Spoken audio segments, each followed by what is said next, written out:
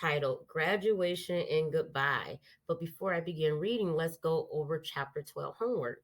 The pages are from 200 to 210, so only 10 pages for you to read today. Go ahead and document a couple of details that happen in chapter 12.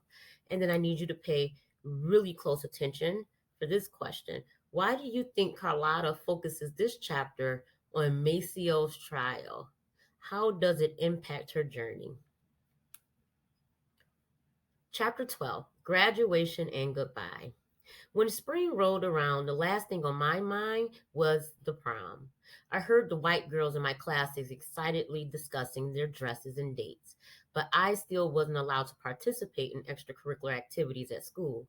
So attending the prom at Central was not even an option. By then, I didn't have even an ounce of energy to worry about it, so I blocked such thoughts from my mind. I was tired. Plus, the bombing had altered my perspective about the things in life that really mattered. The prom just wasn't important. I was counting down to graduation, and anything else seemed like a distraction. My parents saw things differently, though. From their vantage point in life, they could see much further down the road than I, and what they saw made them sad. They saw a daughter who someday would have nothing but horrid high school memories, a daughter who would have missed out on some sentimental milestones of growing up, like prom. They set out to change what little they could. They already had taken me downtown to a local jeweler to choose a class ring. By prom time, I was wearing the one I'd selected, a small, more feminine version in traditional yellow gold, with the school's name encircling a mother of pearl center. Then mother and daddy started dropping hints about the prom at Horace Mann. I should find out when it would be held, they hinted. I could invite that nice college boy who had taken me out a few times. They even promised to buy me a new dress. I agreed. True to her word, Mother took me shopping at some of our favorite stores, and we found a cute baby blue nylon dress with layers of lace from the waist to the floor. Underneath, I wore a crinoline slip with lots of netting that gave my dress the traditional Southern belle flair. Arthur Nick Winston, the college guy, was my date. He picked me up and we spent a few hours at the prom dancing and mingling with some of my old friends. It was a nice evening and I'm glad I had the experience. But I can't say I truly felt like part of the festivities. While I knew many of the students there through community connections in Dunbar, I didn't go to school with them anymore. I didn't feel a connection to their school, and I didn't feel particularly sentimental. Afterward, I went back to sleepwalking through the days and counting down the time at Central. As graduation drew nearer, school officials gave each graduate 6 tickets for family members to attend. I was excited just to hold the tickets. They were a tangible sign that this was really happening. I would graduate from Central High School. But with such a large extended family, I had to decide how to distribute the tickets. Mother, Daddy, Luana, and Tina would be there without question. It didn't take long for me to decide to give the remaining 2 tickets to the patriarch of each side of my family, Big Daddy and Grandpa Collins. They had provided a fortress for my family during the heaviest battles at Central, and I wanted them there to celebrate our victory. My graduation was indeed a victory for all of us. But as excited as I was, I couldn't shake the feeling of uneasiness. The attack on my home had left me feeling vulnerable. I believed the real bomber was still out there, and I couldn't help wondering whether my graduation might provide the perfect opportunity to strike again. The segregationists had been suspiciously quiet all spring, but I knew better than to believe they had just conceded defeat. School officials apparently felt confident, though, that the level of security required for Ernie's graduation was not necessary this time around. The entire Little Rock police force had been called to duty for the 1958 ceremony, but security would be much more low key this time. I didn't worry about the details. I was determined to walk across the stage and get my diploma no matter what. Nothing could stop me now. My anticipation only heightened when I began receiving cards and letters of congratulations from extended family, friends, and even strangers. On May 24th, this kind note arrived from my maternal grandmother, Irma, who still lived in St. Louis. I am so glad for you to get over with. I hope you will not have to go through with this anymore during your school times. I also heard from Grace Lorch, the compassionate white woman who had helped get Elizabeth safely to the bus on that first day when she had been separated from the rest of us and surrounded by the white mob. The Lorches, who lived across the street from Mr. and Mrs. Bates, had been branded communists and harassed mercilessly over the years for sympathizing with us. I hadn't heard from or seen them in a long while. Very exciting news is coming from all over the South these days, Mrs. Lorch wrote. But you and the other children in Little Rock were pioneers. Many of those who wrote called me a trailblazer and thanked me for my courage.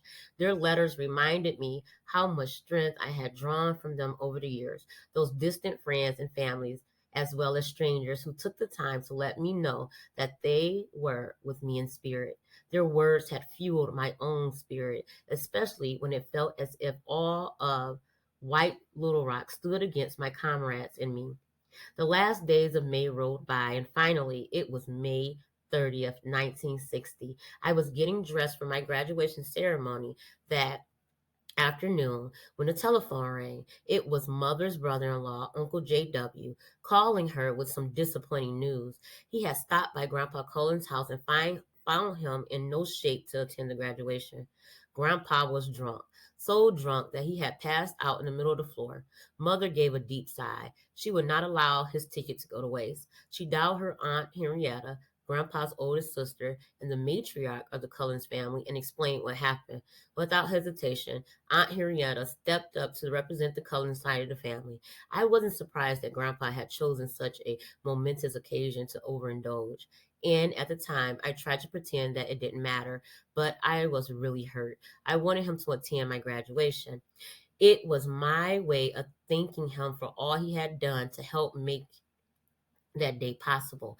I wanted him to see that I had been listening all those years when he talked about the importance of taking advantage of opportunities, even when it was clear that he hadn't always done so himself.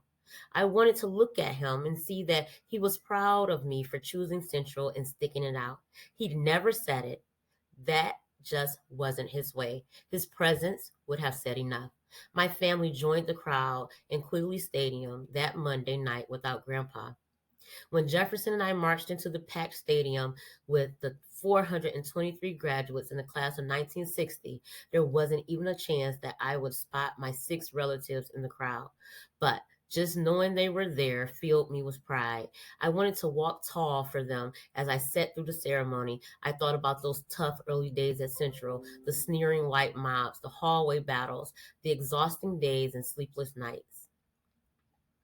I thought about the bombing, Herbert and Maceo, and I wondered what would become of them.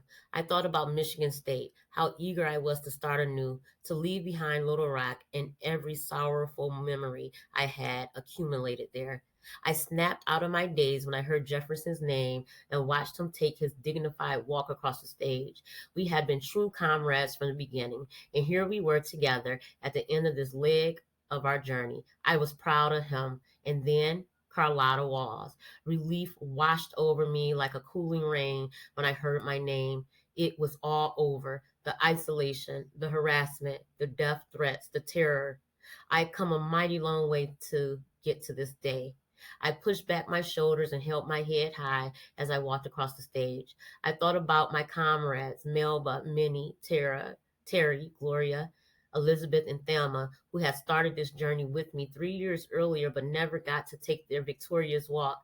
I was walking for them, too. We had risked it all and made it through. I thought about Rosa Parks, that gracious woman whose courage I had tried to emulate on my toughest days at Central. I thought about Emmett Till, the teenager whose battered body had shown me the raw evil of the Jim Crow South. I was no longer the naive 14-year-old girl who had been shocked by the hatred and fear of my white classmates and their parents. Central had forced me to grow up, to learn some adult lessons about courage, perseverance, and justice. I was ready for whatever lay ahead. The air in the stadium was quiet as I accepted the makeshift diploma and shook Principal Matthews' hand. But I imagined my family cheering the way they had done so many times in my life. I must have floated to my seat. Afterward, I found Mother and Daddy and the rest of my group, and they all greeted me with hugs. The other graduates and their families seemed too excited even to notice me, and for a final brief moment, things felt normal. I needed to return my cap and gown and pick up my report card, so Big Daddy and I had agreed to meet at 14th and Jones Street, where he would be waiting with a box for my items. I cut across the field and walked down 14th toward our meeting spot. The street was pitch black and eerily quiet because most of the crowds were exiting the stadium on the opposite end, closer to where the festivities had taken place. Halfway down the road, it occurred to me that Big Daddy and I were in a potentially dangerous situation. It was a risk we would not have even dared to take at another time, but we gotten caught up in the excitement of graduation and planning a meeting spot to avoid the crowds. Fortunately, we made it to the corner where the robes were being collected. I handed over my robe and mortarboard, accepted my report card and diploma, and with that, my days at Central High School came to an end. Later that night, Jefferson and I celebrated with our friends and families at a graduation party held in our honor at a hall on Ninth Street. I couldn't remember the last time I felt so free. We danced all night long to the rock and roll and R&B sounds that over the years had added soul to our suffering. A new Jackie Wilson song was a big hit with the crowd that night. Mr. Excitement was singing to a woman, but the irony of some of the lyrics struck me as a kind of farewell ode to Central High. You better stop, yeah, dogging me around. If you don't stop, yeah, I'm going to put you down. For all the celebration, Jefferson and I still had one more thing to complete before we were truly done with Central High School. The previous year of correspondence courses and summer school had left both of us short one unit required to graduate. The closing of the high schools in the 1958-59 school year had cost us all so much. But school officials had decided to let us participate in the graduation ceremony and make up the missing unit over the summer. Elizabeth and Thelma, who had finished all of their other required courses, needed to make up a single unit too. All of us arranged to attend Beaumont High School in St. Louis. The principal at Central wrote a letter of recommendation for Jefferson and me to the Beaumont principal. I found it somewhat amusing because in it he described us both as desirable students, a sentiment he had managed to suppress our entire time at Central. The morning after graduation, my parents and sisters drove me to the train station downtown, and I took the first train out of Little Rock. There were no long, sad goodbyes. I hugged my sisters and parents, who reminded me that they would see me at the end of summer. I had been anticipating this moment all year. As my train rolled out of Little Rock, I knew that was the end of my time there. I'd never return to live. I had little desire to return, even for a visit. My mind was fastened on the future. There was no time for looking back. I was bound for St. Louis, where Elizabeth Thelma and I stayed with Frankie Muse Freeman, a civil rights attorney who served as legal counsel to the NAACP. Miss Freeman was a dynamic woman who, like Mrs. Bates, was treading in deep waters that had been the sole domain of men. Just 2 years out of Howard University's law school in 1949, Miss Freeman had become part of the NAACP team that filed a lawsuit against the St. Louis Board of Education.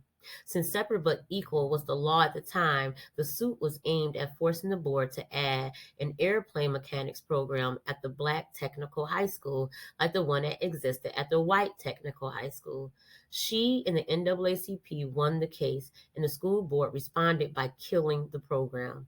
5 years later, Ms. Freeman was the lead attorney in the NAACP lawsuit that ended racial discrimination in public housing. She eventually would become the first woman appointed to the U.S. Commission on Civil Rights when President Lyndon Johnson selected her for the post in 1964. Later, she also became national president of Delta Sigma Theta Sorority Incorporated, the professional women's organization that had thrown the Christmas party for us nine shell-shocked teenagers in 1957. I loved Mrs. Freeman. I was excited for the opportunity again to live with and be influenced by a strong professional black woman. She and her husband, Shelby, had a daughter also named Shelby, who was a student at Washington University. The couple lived on Grand Boulevard, walking distance from Beaumont High School. Their house was right next door to Kuntz Funeral Home. Within a week of my arrival in St. Louis, my parents mentioned during a conversation that Maceo Benz was on trial for bombing our home. I followed the case as closely as I could in the black press. Maceo was represented by attorney Will W. Shepard, who immediately subpoenaed Governor Fabius to answer questions about some public comments he had made in the press about the case. Governor Fabius had told the Gazette that he had some inside information that police had been told that Maceo and another N-word were paid $50 to bomb the house. Governor Fabius even went a step further in opinion opinion that the bombing was a ruse to raise money for integration causes. Shepard argued that the remarks prejudiced potential jurors and made it impossible for his client to receive a fair trial. The governor didn't even bother to show up in court on June 7th, the first day of the trial, to answer the subpoena. He claimed that his chief executive he was not bound by such court orders. The case proceeded with the selection of an all white jury. All three black residents in the jury pool were dismissed. One was let go because he was a member of the NAACP, another because he knew Shepard, and no reason was given for the dismissal of the third person. The law permits prosecutors and defense attorneys to dismiss a certain number of jurors without explaining why, but there was no question in my mind that the juror was eliminated because of his race. Prosecutor Frank Holt, the same one who had argued the case against Herbert, called 10 witnesses before resting his case. Mother was called to testify and was questioned about my father's absence from our home at the time of the bombing, as was the case in Herbert's trial. Our neighbor, Erzy Cunningham, testified about seeing Maceo in the neighborhood near my house at the time of the bombing. Marion Davis, Herbert's friend, testified that Maceo had been with him at my grandfather's cafe and pool hall that night. The same detectives who testified at Herbert's trial were called to answer questions about the confession Maceo had signed, but Shepard aggressively cross-examined the detectives. According to the media reports, Shepard asked if they used pressure as hypnosis to get Maceo to talk. One detective said that psychology was used, but that it was not considered coercion. Maceo took the stand and angrily denounced the confession. He said he signed it because he wasn't permitted to get cigarettes, take a bath, talk to a lawyer, or call his family during 2 nonstop days of questioning. He said detectives told him that he would be released if he signed the confession and that he could just deny it later. Maceo also reported that one detective suggested that a hisiograph should be used on him, a phony term that may have been a facetious reference to the late Chief Eugene Smith's decision to open the fire hoses on recalcitrant segregationists at the start of my senior year. Maceo grew flustered on the stand. He began talking so fast at one point that the judge had to ask him to slow down. When Maceo's temper flashed again, Prosecutor Holt asked, "Why are you getting mad?" Maceo shot back, "Because you're trying to say I was someplace where I wasn't." Maceo didn't stop there. He pointed his finger at Holt and exclaimed, "I don't know who did it. As far as I know, you could have done it, and I'm not being facetious." Holt called 10 witnesses before resting his case. Shepard made a motion to dismiss the case, but it was overruled by Judge William J. Kirby, the same judge who had presided at Herbert's trial.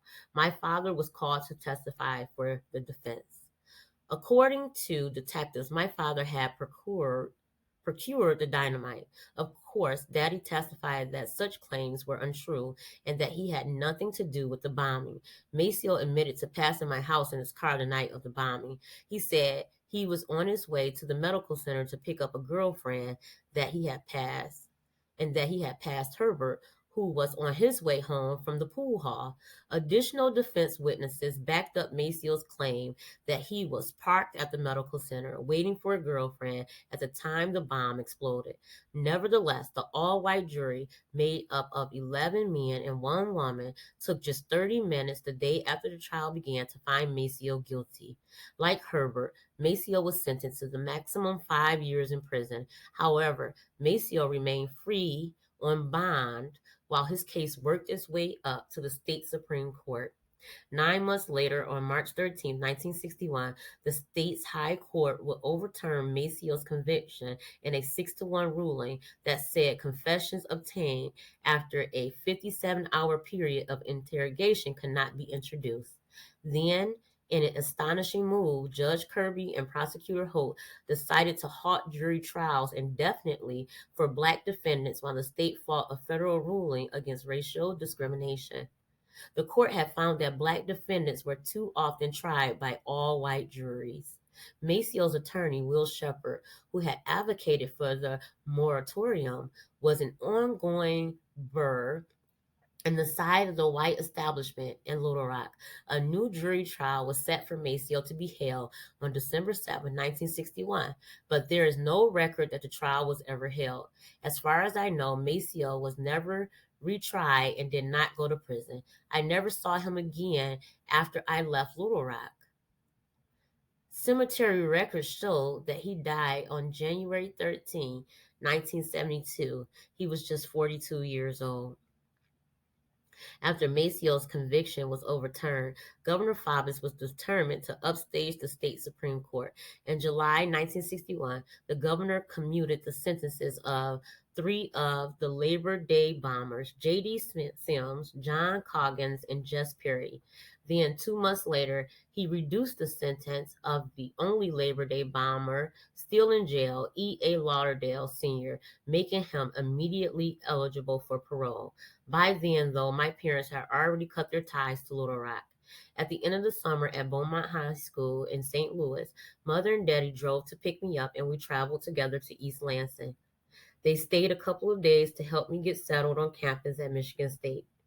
During those long hours on the road and in my dormitory room, Mother and Daddy gave no indication that they were contemplating a major life change. But about 2 weeks after they left me in Michigan, I received a shocking letter. The first thing I noticed was that their letter listed a return address in Kansas City. The letter said simply that they had moved there with my sisters. That was it.